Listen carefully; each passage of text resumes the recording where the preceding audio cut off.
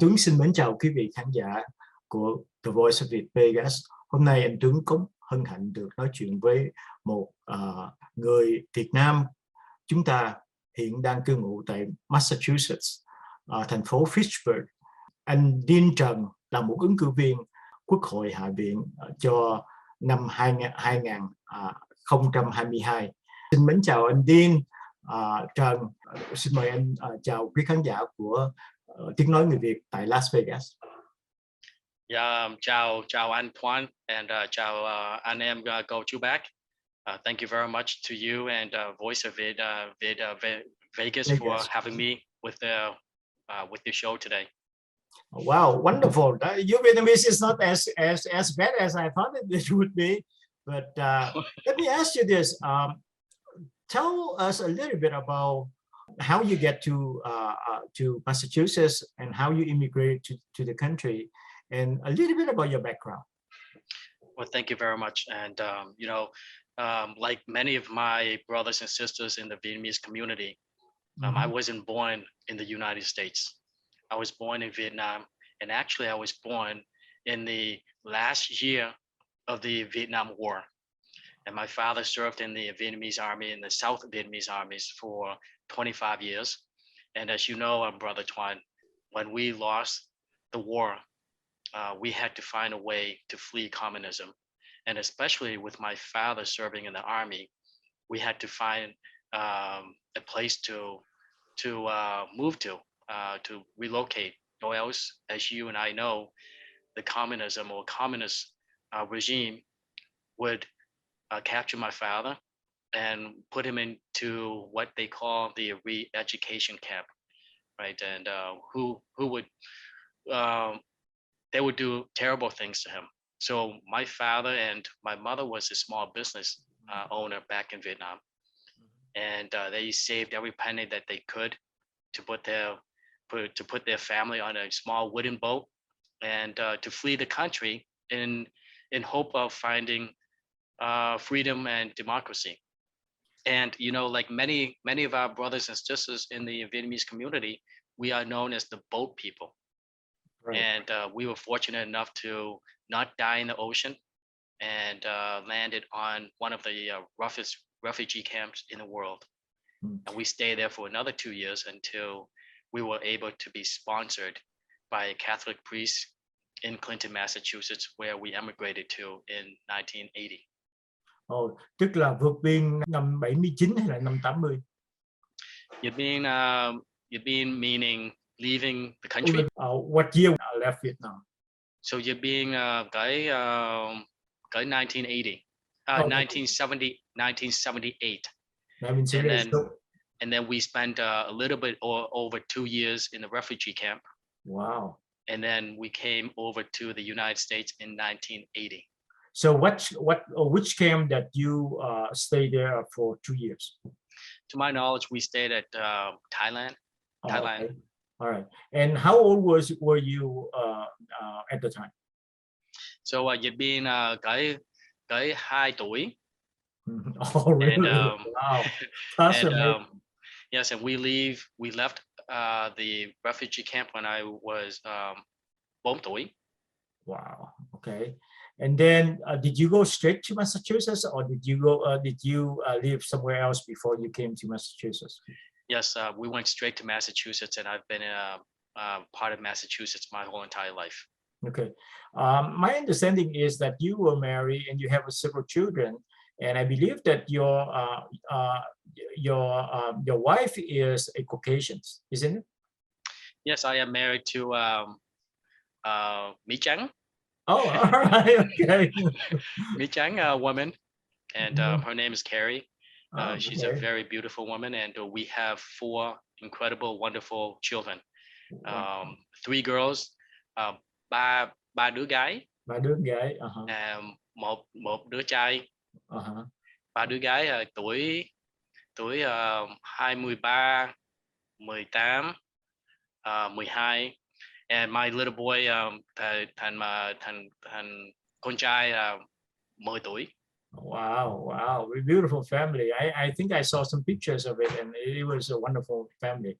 So, and we're gonna touch a little bit. I understand that your daughter is also wanted to go to politics, but I think that before we go into that, I wanted to learn more about you.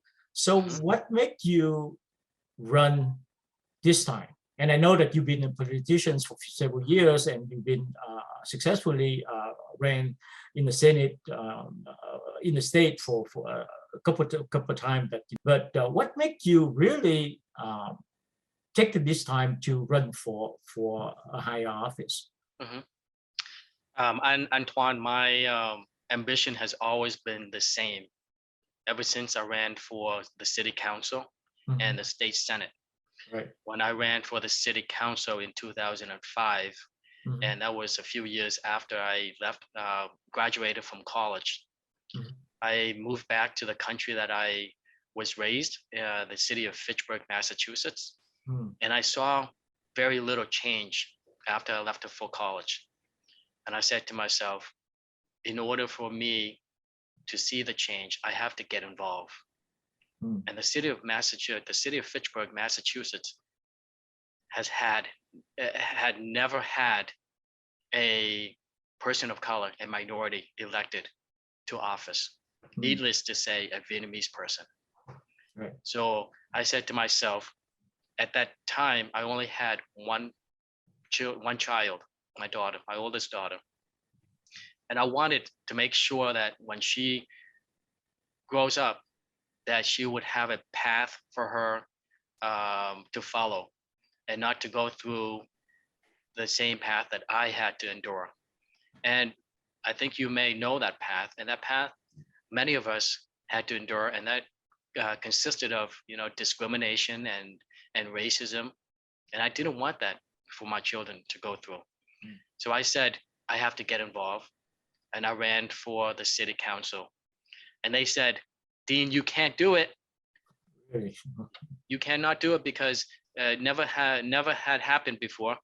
And so many people say that, and I said, watch me.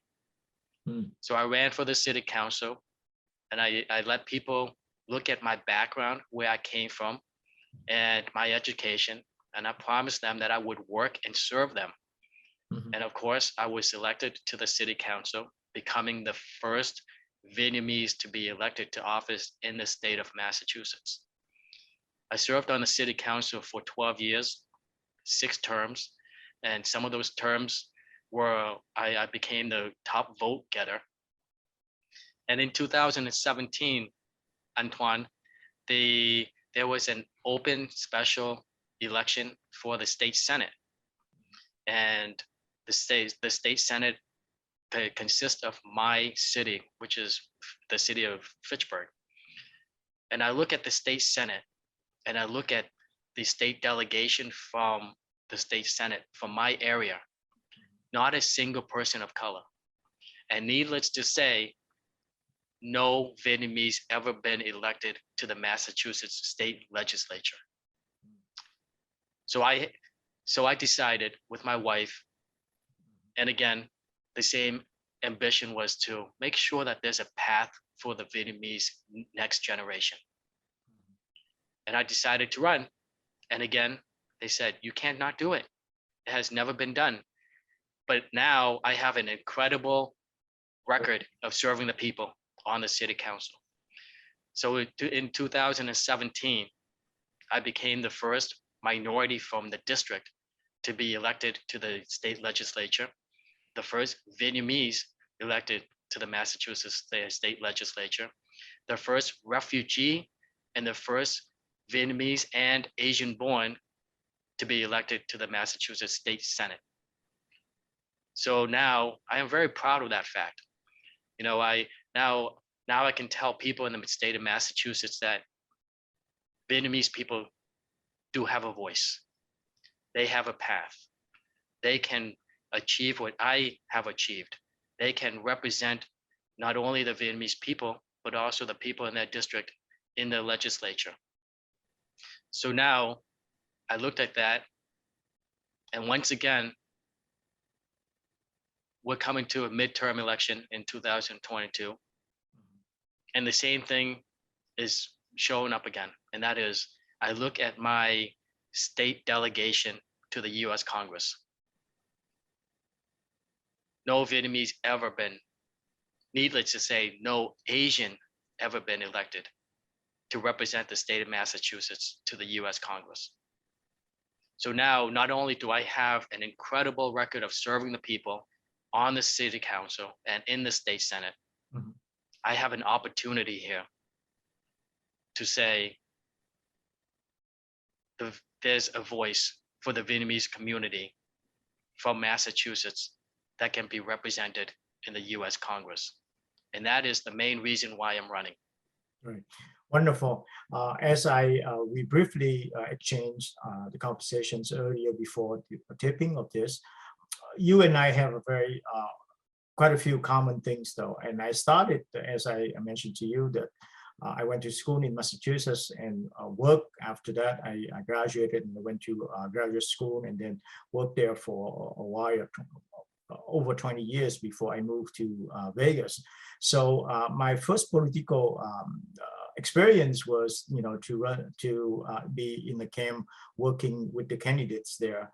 And during my time there, I actually very vocal about helping the communities, and I was able to help out all of the governor during my time there.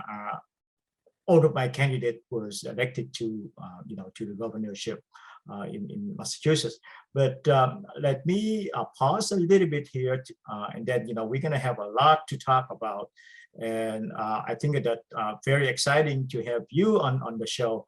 But before we can do that, thưa quý vị, chúng tôi xin được ngưng câu chuyện ở đây để chúng tôi có một vài thông tin thương mại trước khi chúng tôi trở lại.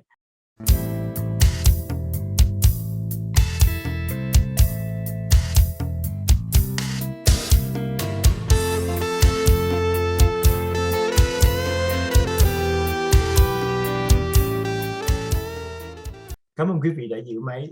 Chúng tôi được hân hạnh hầu chuyện cùng anh Dean Tran, là một ứng cử viên Quốc hội Hạ viện của Hoa Kỳ. Dean Tran là người Việt Nam đầu tiên đắc cử từ City Council của thành phố và sau đó là thượng nghị sĩ của tiểu bang Massachusetts.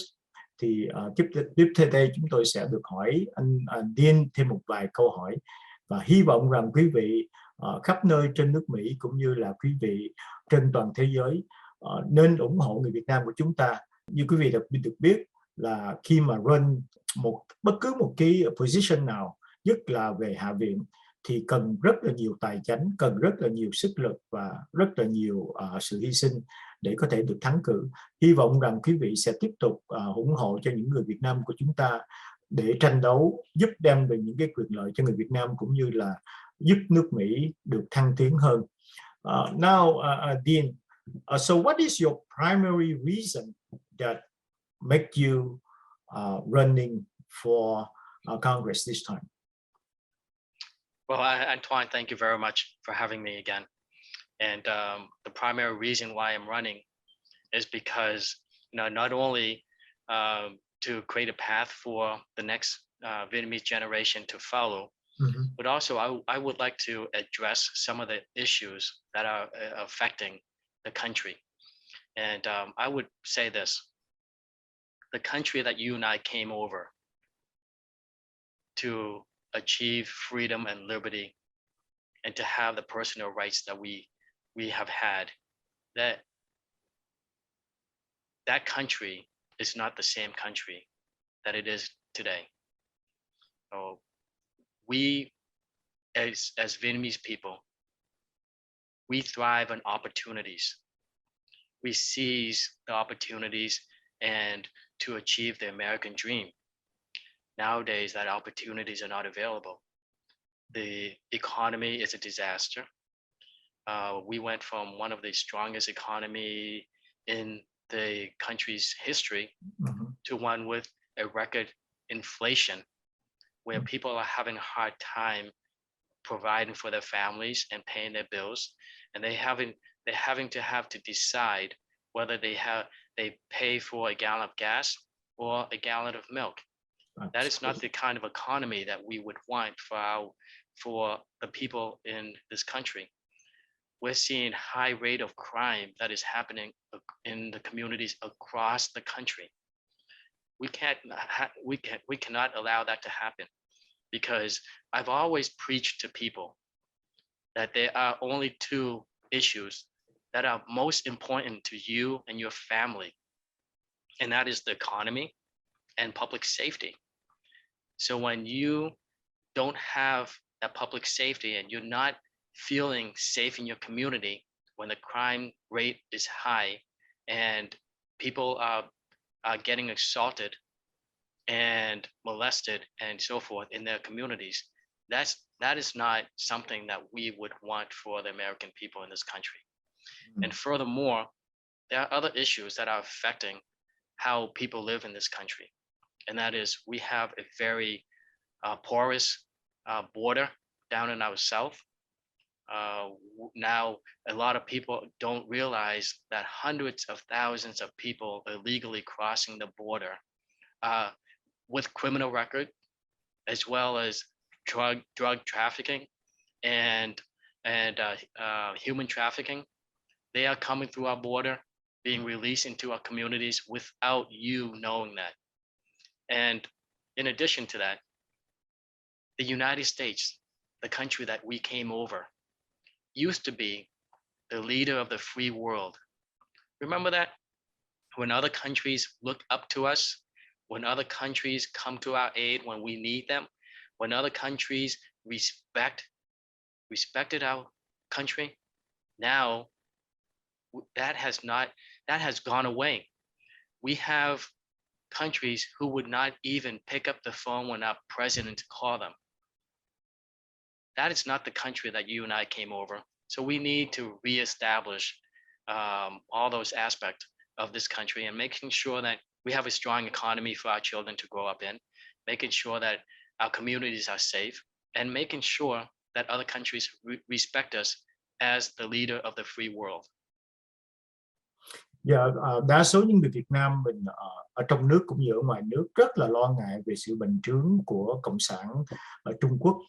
Thì theo như Dean thì nước Mỹ phải làm thế nào để chống lại Trung Quốc, sự bành trướng mà kêu bằng muốn xâm lược hết tất cả thế giới, và những cái sự kiện đã xảy ra trong những năm vừa rồi là ăn cắp những tài liệu của nước Mỹ, không có nghĩa là dùng đủ mọi cách để nghe lén những cái tin tức của những công ty lớn của Mỹ và ăn cắp những cái bản quyền của họ để họ về họ tạo ra những cái sản phẩm riêng của họ. So what do you think about that? I didn't understand the question. Okay, the question was that one of the threat to America and around the world was that China is trying to invade other countries as well as spy us to take all of the R&D that we have been put sweat and money into it, and then they just steal it from us for their own products and stuff. The threat is even more politically and economically. What is your opinions, and how do we deal with China? We have several foreign threats, and you are absolutely right, Brother Tran, about China. China is our number one threat. They are a threat to our economy, and they are a threat to our way of life. In terms of our economy, we are so rely on China. We are importing so many of their goods that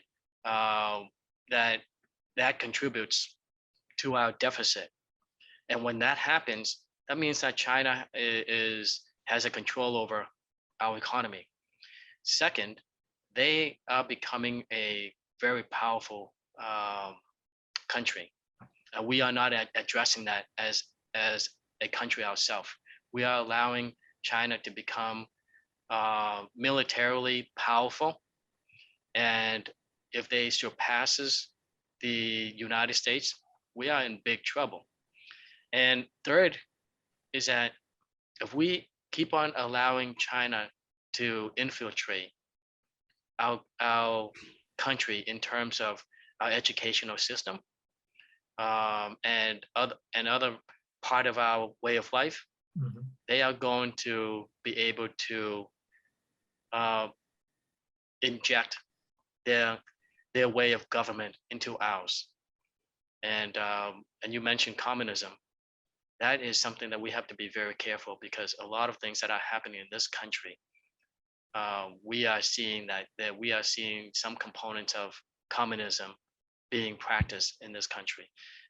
In the last couple of years, we've noticed, your personal liberty and rights have been taken away. Government is telling you what to do in terms of putting things on your face, putting medication into your body, Right. and telling you how many people you can have in your home. That is communism. That is a form of government that you and I and many of our brothers and sisters and uncles and aunts have left just to get an opportunity of freedom. And now our freedom is being compromised by countries like China. Right. So I don't know that Massachusetts is probably one of the progressive state in the country. Either the coast, the East Coast and the West Coast, they are indoctrinated the communist theories into younger children. Those indoctrinations is a threat to our country. So what do you think about that? Well, first of all, the Democrat Party is really not the old Democrat Party anymore. It is a party that has been taken over by radicals. I wouldn't even call them progressives, because the word progressive meaning you move forward for the benefit of the people in a good manner. That term doesn't apply to the people who run the Democrat Party. Indoctrination to me is another form of communism. Indoctrination is pretty much taking over the minds of our children without the parental consent or parental rights, right? They're ignoring the parental rights. And that should never happen. We when we send our children to our schools, we expect our schools to educate academically our children, not to instill or indoctrinate our children with their personal beliefs and their personal values and their lifestyle. That should never happen. And I am completely against telling our children, our young children, even at the young age of 3 years old, that they can change their gender. Children that young does not understand sex. They do not understand gender identity. And when adults force those beliefs onto them, that's no more than communism, right? Or should I say, no less than communism, because they are completely saying, you as parents have no control over your children. We as a government entity can do whatever we want with your children at our pleasure. And where do we see that happen in communist countries? I believe that the conversation is still more. So I'm going to take a special time to have the third segment in this broadcast. Kính thưa quý vị, chúng tôi xin tạm ngưng ở đây để chúng tôi có thể qua phần thứ 3 của chương trình. Và xin quý vị tiếp tục giữ máy để chúng tôi có những thông tin thương mại trước khi trở lại với chương trình.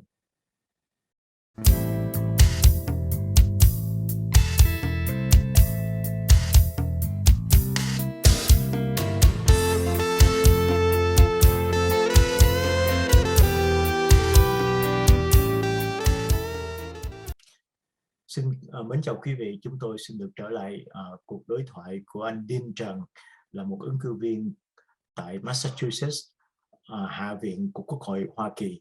Xin được tiếp tục phần nói chuyện, phần 3 của chương trình.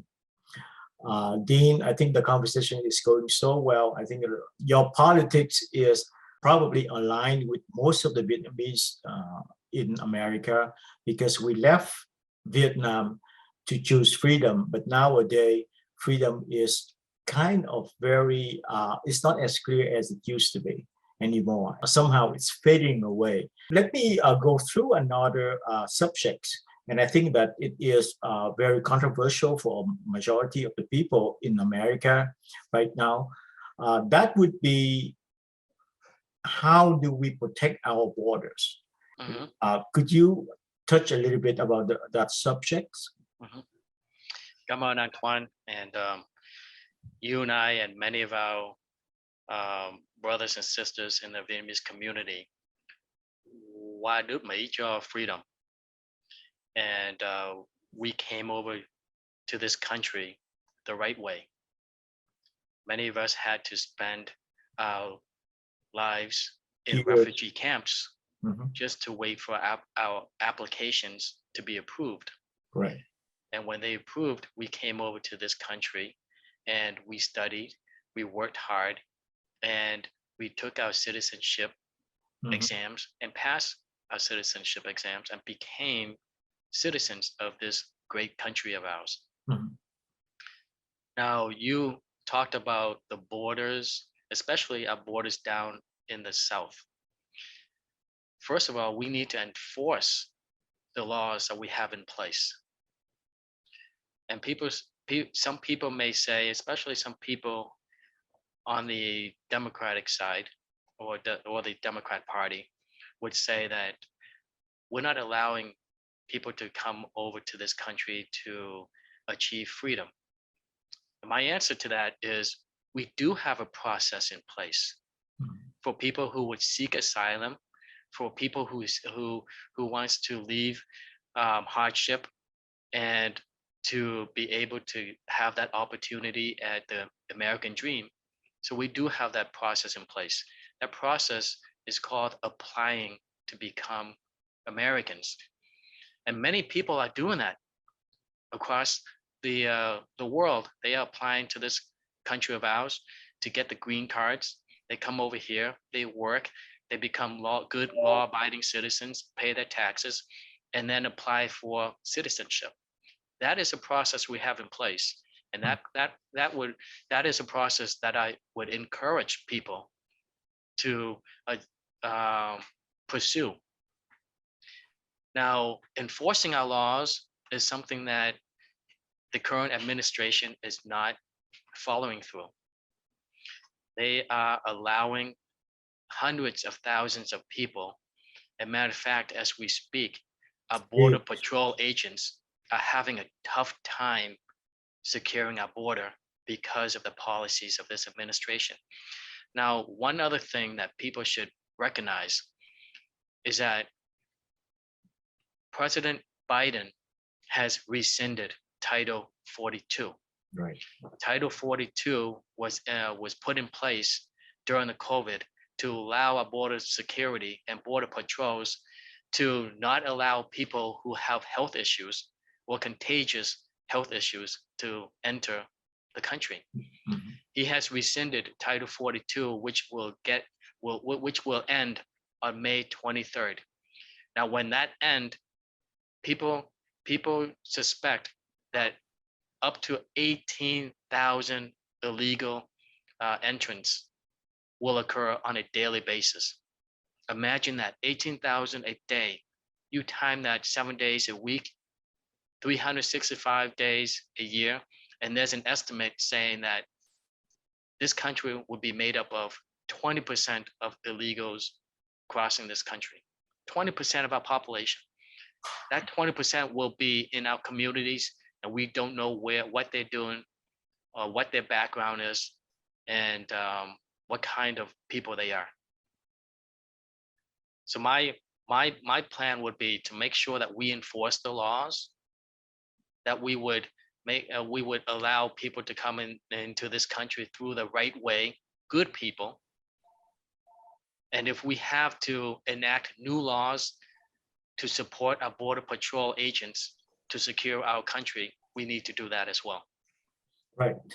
We still in the country of immigrations. We welcome the new people to come to our country and build the country. However, that we need to make sure that those are coming in legally, a certain background that we don't want it to be in the country. So that should be a major problem. One other thing that I want to touch with you, when President Biden took office, the first thing that he did is that to cut off the Keystone pipeline. For you, what is the reason that he stopped the Keystone? You know, the word that comes out from the president's mouth has an incredible impact on the economy. And you asked me why President Biden shut down the Keystone XL pipeline 2 months after he took office. I would say that's because he just want to torture us. he just want to burden us with high gas prices and high heating oil. And the public should know this. When he shut down the Keystone pipeline, the gas price immediately spiked. Should have. That happened way before the Ukraine conflict with Russia. All right. And our economy, the inflation happened, and the inflation initiated by government spending. It was not by the invasion of Russia into Ukraine. The rescue plan, which was a bill that cost the United States $2 trillion. It was 1.9 and some change, right? That bill and that amount of money was unfunded. So when you print $1.9 trillion and inject it into the economy and put into circulation, immediately inflation will happen. So inflation also happened before the Russia's invasion into Ukraine. Now the president could say this, and immediately the oil prices and the gas prices will go down. He could say, this country will become energy independent. Those are the only two words that he needs to say. And we can do that because the United States sits on the largest unrecoverable oil well in the world, bigger than Saudi Arabia and Iran and Russia combined. But yet, because of Biden's policy, we import over 700,000 barrels of oil per day from Russia, and 28% of our energy resources come from Russia. And he did that, and then he went and stopped the import. So not only he stopped completely shut down the Keystone pipeline, he stopped the import of Russia's oil, and those two items alone just completely devastated people's ability to pay for gasoline. We saw the average price for a gallon of gasoline, the highest ever was $4.11 average. That was recorded in 2008. In 1 year, and under his leadership, we exceeded that. The average price per gallon went way over $4.33. That's average, right? If that's an average in California, Nevada, it's probably $6, $7, $8 per gallon. So we cannot blame the inflation on Russia. We cannot blame a high energy costs on Russia. The only blame we, the country, can put on is our current president, and the poll shows it. Well, leadership is critical in a country like us. Anything that the president say affect the whole world. With your idea, what would you bring to Congress, and how would you advocate it, whatever you believe in? Another word is that what is the first thing that you would do if you get elected? I have a very strong record on the city council in the state senate of serving and working for the people. And I plan on bringing that record to the US Congress. And that record consists of holding politicians, regardless of party affiliation, accountable for their decision, their votes, and the legislation they put in place. I have always been a person who strongly believe in making sure that the people have the ability to provide for their families and that they feel safe in their communities.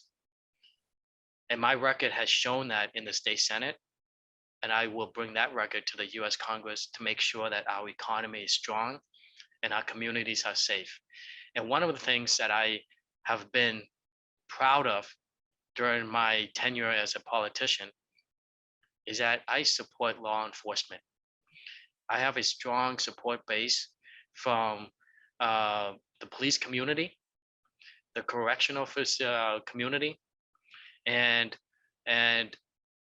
in this race, I expect a strong support from our border patrol community, because I strongly believe that these individuals risk their lives on a daily basis to make sure and provide to you and I a safe community for you and your family to live in. So that is part of my record that I'm going to bring to US Congress, and to make sure that there's no such thing as defunding our police. Cảm ơn quý vị đã theo dõi chương trình của The Voice of Viet Vegas. Chương trình của chúng tôi được phải giới hạn, nhưng mà trước khi chúng tôi kết thúc, chúng tôi xin được anh Dean có thể cho biết những thế nào để có thể liên lạc với anh. Nếu quý vị nào muốn ủng hộ anh bằng cách đóng góp để cho anh có thể thắng cử, quý vị đó có thể liên lạc với anh như thế nào? If they wanted to, if the Vietnamese community here in the United States wanted to reach out to you and support your candidacy, as well as making any financial contributions, how do they get in touch with you? Anh Tran, em hiểu cái đó. Okay, good. Wonderful. And Tran chạy cho Congress cần tiền nhiều lắm. Running for Congress takes a lot of money. And that money is used for marketing and advertisement and political materials. And people can support me by going to my website. Cái website is deantran.com, and also my Facebook is Dean Tran for Congress, and they can make a donation. Any donation, any amount. Even $1 helps tremendous. And I'm, as a candidate, I can win this race, but a candidate can do so much without the funds to help run this campaign. And we expect that to win this campaign is going to take about $1.5 or $2 million to win. And I believe that if I have all my Drew back in the Vietnamese community that would donate even $25, and I'm sure there are much more members in our community, but if only 50,000 Vietnamese people donate $25 a piece, a person, we can win this. We can send the first Vietnamese from Massachusetts to the US Congress, and we can say, boy, we have a brother from a refugee, an immigrant from Vietnam, who is serving us in the US Congress and being our voice. And that is something that I am looking forward to, but I can't do it without the help of my brothers and sisters and uncle and aunts in the Vietnamese community. Cảm ơn Dean Tran rất là nhiều. Thưa quý vị, anh Dean Tran cũng vừa mới nói mong rằng quý vị sẽ ủng hộ anh, để anh là một người đầu tiên tại tiểu bang Massachusetts để đến Hạ viện Quốc hội Hoa Kỳ. Mong rằng quý vị trong những chương trình này đã theo dõi mong rằng quý vị sẽ tiếp tục ủng hộ anh và một số những ứng cử viên khác Việt Nam của chúng ta, bởi vì đó là một cái điều rất là hãnh diện đối với người cộng đồng của chúng ta khi có những người dân cử có một tấm lòng hết sức làm cố gắng để giúp cho cộng đồng Việt Nam của chúng ta có một tiếng nói tại Quốc hội, cũng như tranh đấu những cái quyền lợi cho những người công dân tại quốc gia này. Mong rằng quý vị sẽ tiếp tục ủng hộ, và cũng như 1 đồng, 2 đồng, 5 đồng, 10 đồng, 20 đồng, tất cả đều có ý nghĩa. Xin quý vị đừng ngần ngại giúp cho anh Dean Tran. Cũng có thể rằng nếu mà quý vị không có khả năng thì quý vị có thể nói với những bạn bè của mình, truyền bá cho bạn bè của mình để bạn bè của mình biết là mình có một người ứng cử viên Việt Nam tại Massachusetts để đại diện cho tất cả mọi người ở tiểu bang, cũng như là đại diện cho là một tiếng nói của người Việt Nam của chúng ta trên Hạ viện. Quý vị muốn biết thêm những tin tức, xin quý vị vào deantran.com.